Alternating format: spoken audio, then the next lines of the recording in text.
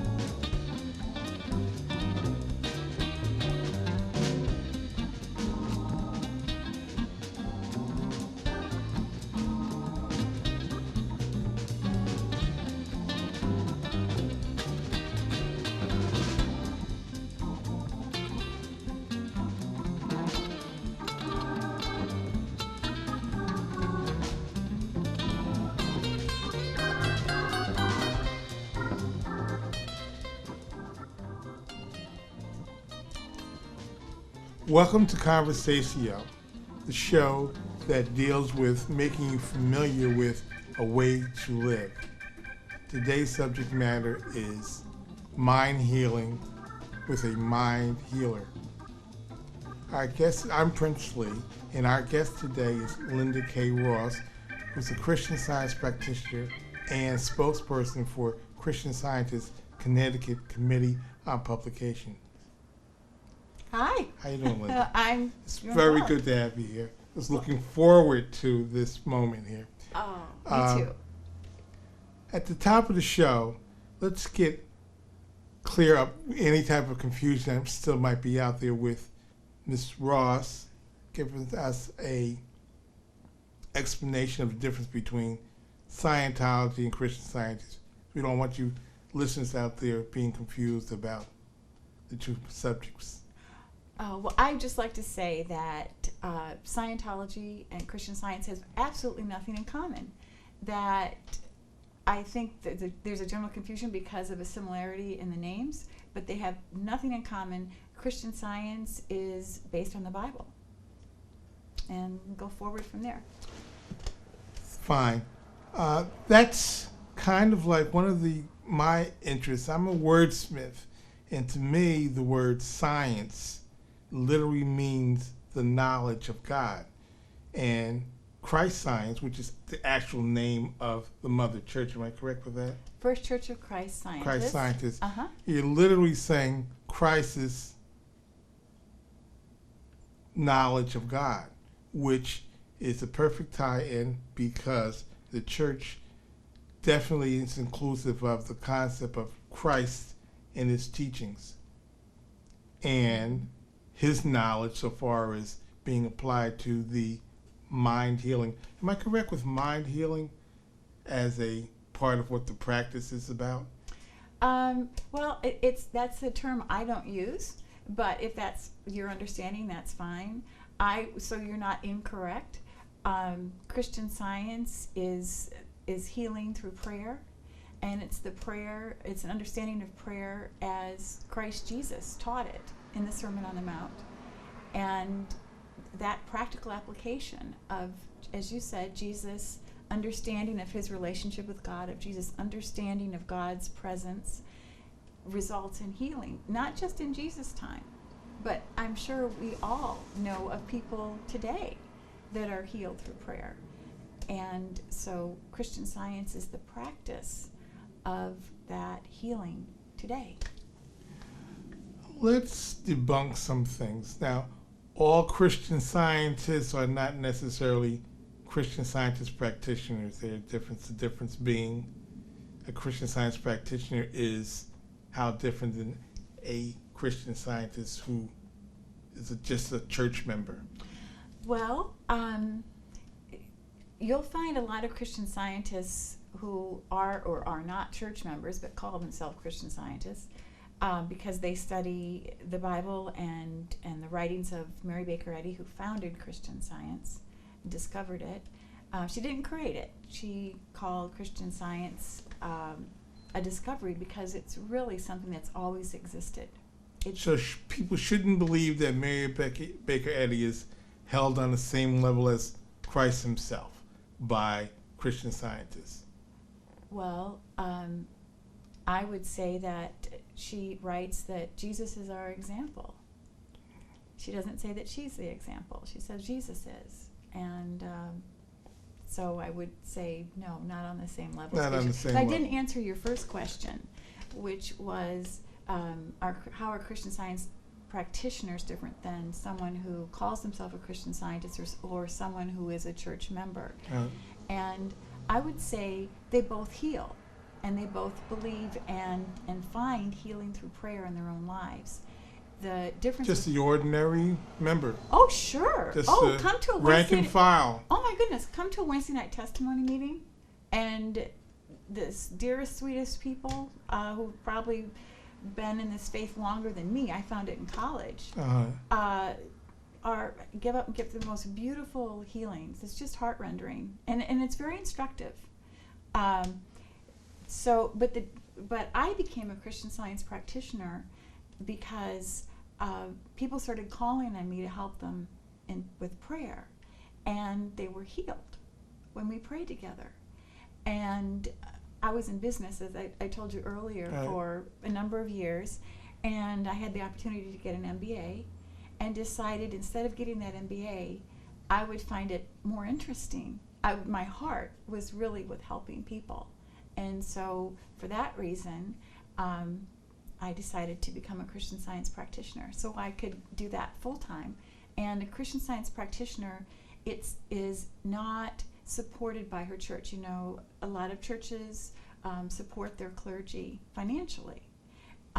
Christian Science practitioner has a public practice, which means that anyone of any denomination or no denomination can come to them with a request for prayer.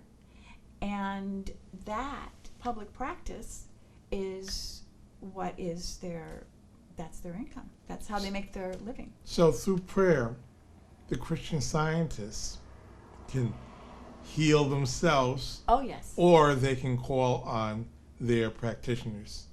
Yes, that's correct. And sometimes practitioners call practitioners. Well, I would guess so. It's kind of like psychologists, going through the same thing of having their own, counseling abilities. Now, that brings me to what I would like to talk about. What I would like to talk about is how do we get this body of knowledge and this group of healers to help deal with the communities, the overall community's very troubled mental state?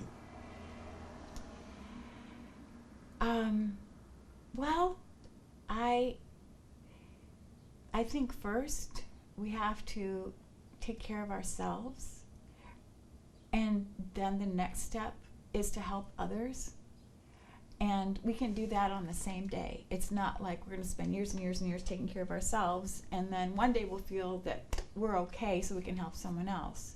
It's just, for me, it's a daily thing. Usually first thing in the morning, I pray deeply with the Bible lesson that includes passages from Science and Health, to understand my relationship to God, to understand God's purpose and will for me this day, to understand God's presence and guidance of my day. And once I feel very secure in that, and it's not a rote thing. It's different every day. It's listening. It's a listening prayer. And once I feel secure in that, then I really yearn to know how I can help others.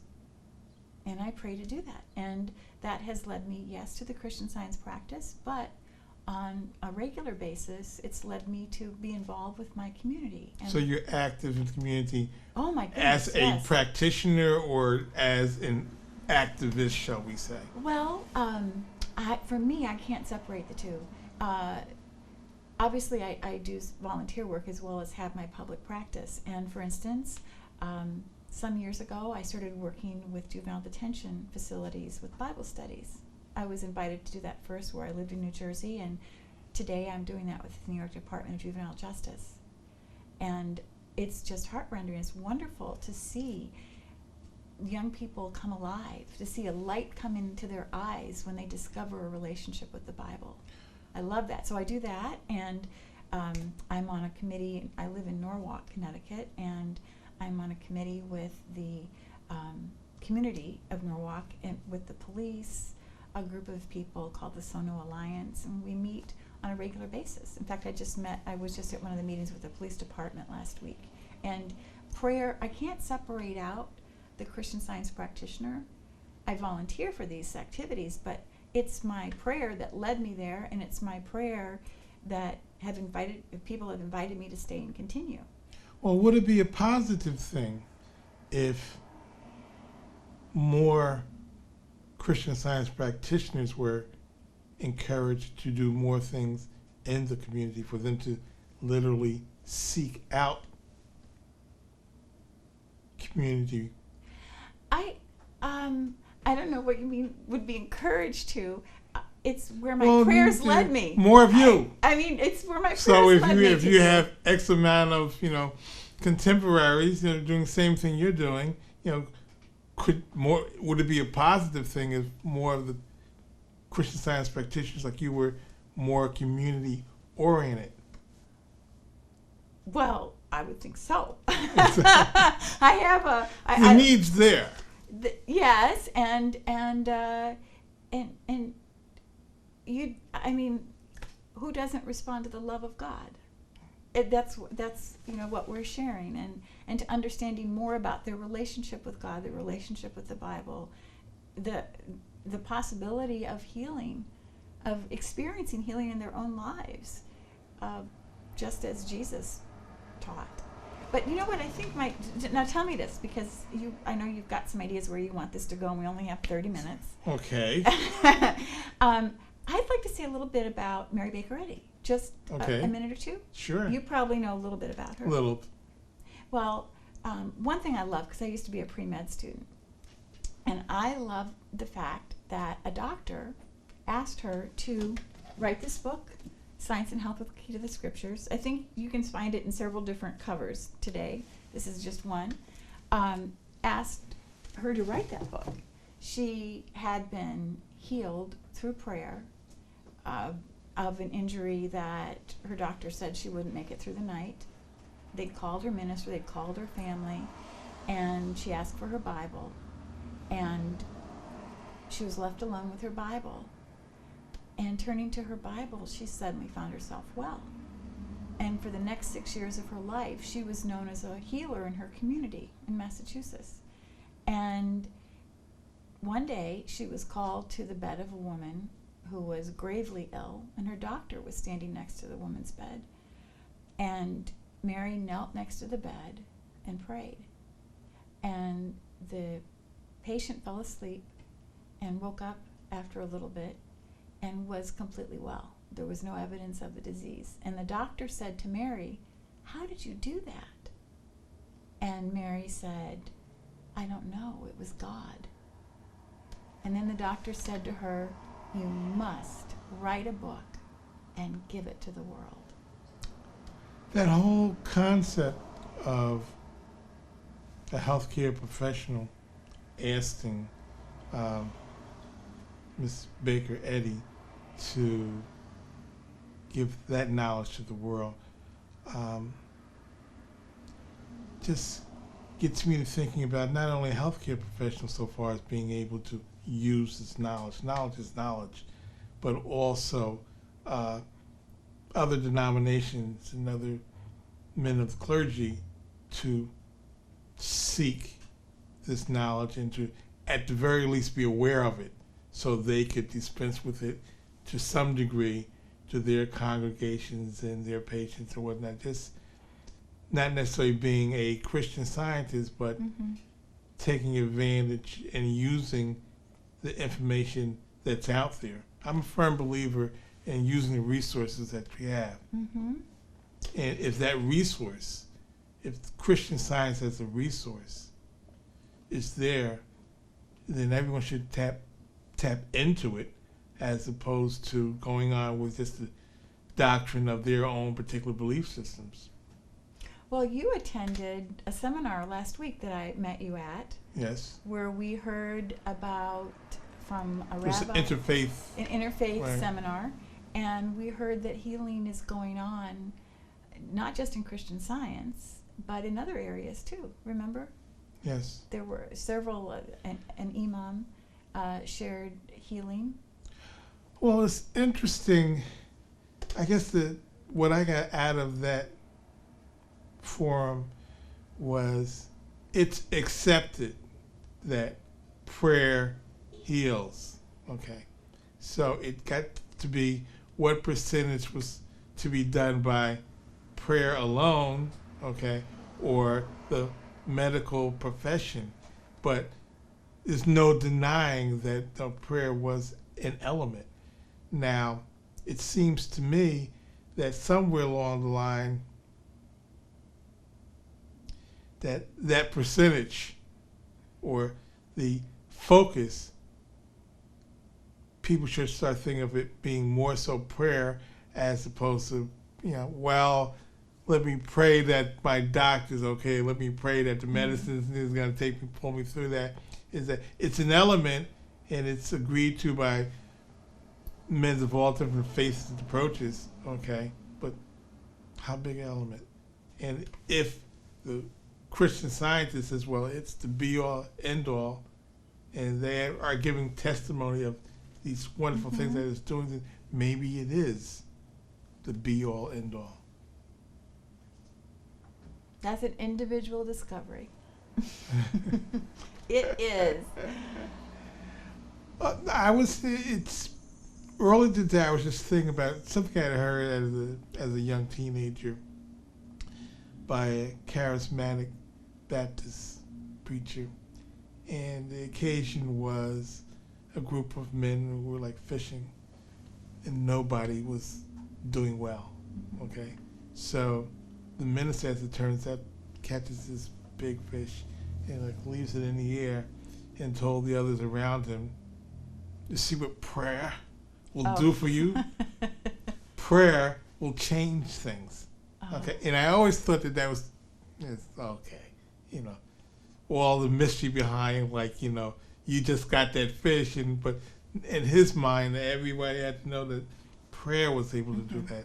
And I started putting a little more significance to those individual words, prayer and changing things. Okay, and if you accept that as word, yes, you're going to change your health, change your bad health, change your pain.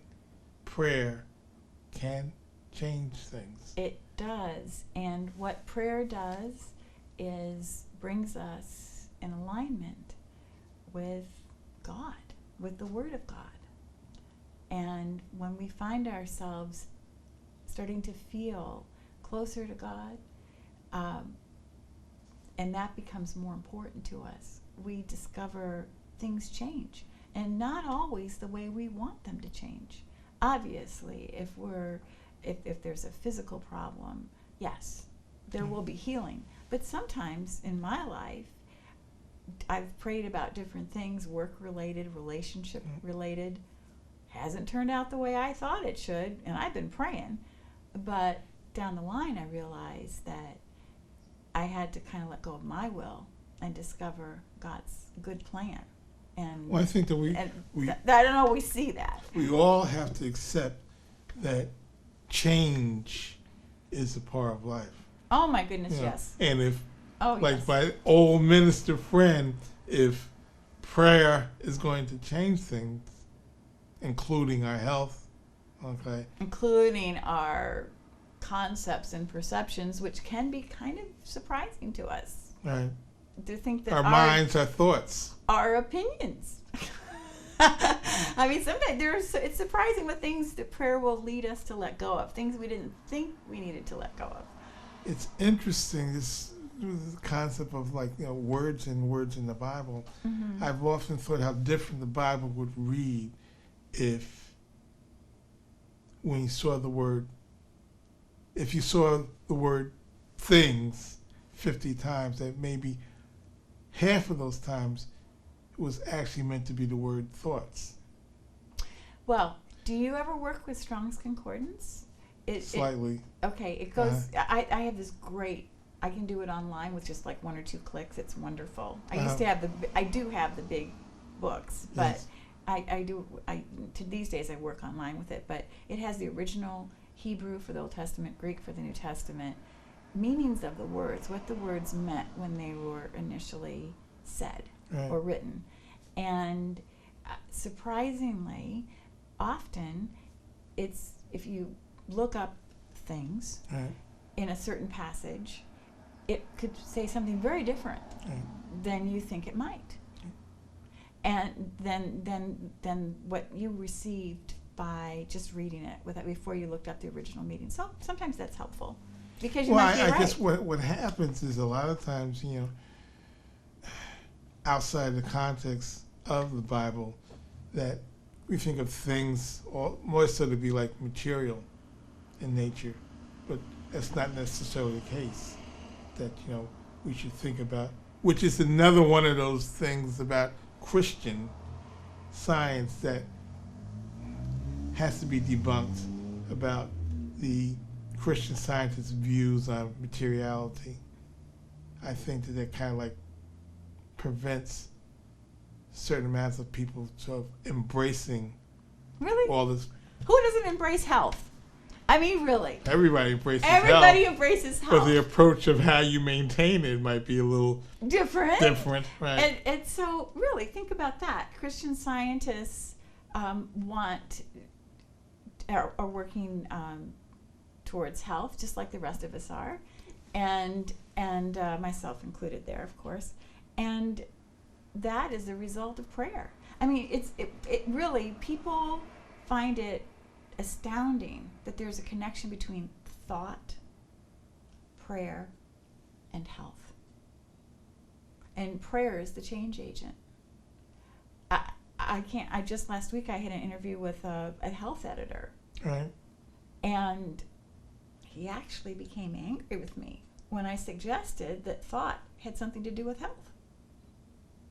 And, people find that surprising. At all, to any degree, or do you know, this summer, I was getting my regular teeth cleaning. And the hygienist looking at my charts, and she's cleaning my teeth, and she says, "Well, your gums are certainly in great shape for someone your age." And I said, "Thanks." And then she remarked about, I don't know, she's cleaning my teeth, remarking about stuff for my age, this is really great. And she said, "You must have great genes." I thought we weren't going to talk about age. She said, "You must have great genes." And I said, "Genes have nothing to do with it. I pray, and I live my prayer. I mean, I am sincere. I not only pray, but I get out there and I do my prayer. And I think my prayer. And I said, that's why, if I have to be different, that's what it is. And she kind of like patted me. "Oh, sure. So I went home and got on the internet and decided somewhere in Google there's got to be something about a connection between having a healthy thoughts and prayers and teeth.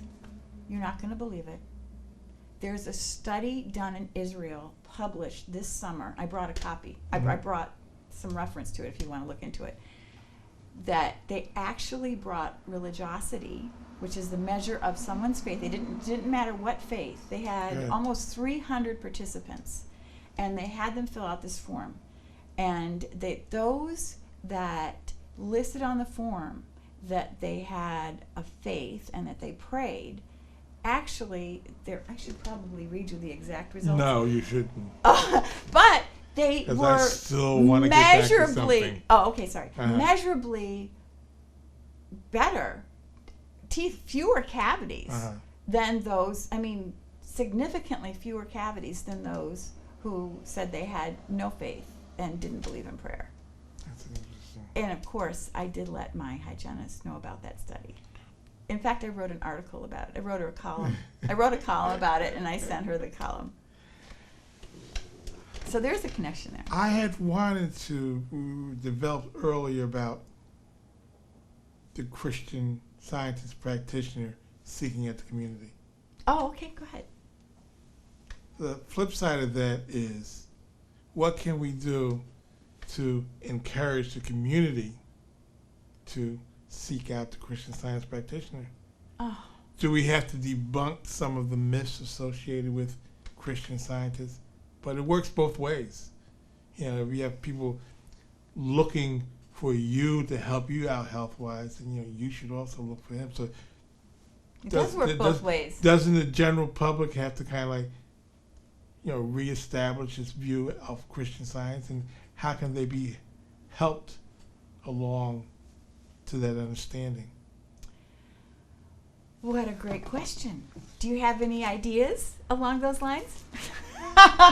You're reading that book, aren't you? It's not. Yes, I am. But it's not just for the use of Christian scientists. Anyone can have it. The doctor who helped encourage its initial printing, the lawyer, the dentist, you name it. Anyone can read. And do you know the last 100 pages of that book are thank you notes to the author for the healing they experienced just by reading the book. It's amazing. We can look at the first one if you want to do that. This is just kind of interesting. This woman had consulted specialists and said her condition would continue to grow worse and that she would become completely helpless. And this was confirmed with x-rays. And then at that time, a copy of Science and Health with Key to the Scriptures by Mrs. Eddy was loaned me. I read it more from curiosity than with the thought of any physical benefit.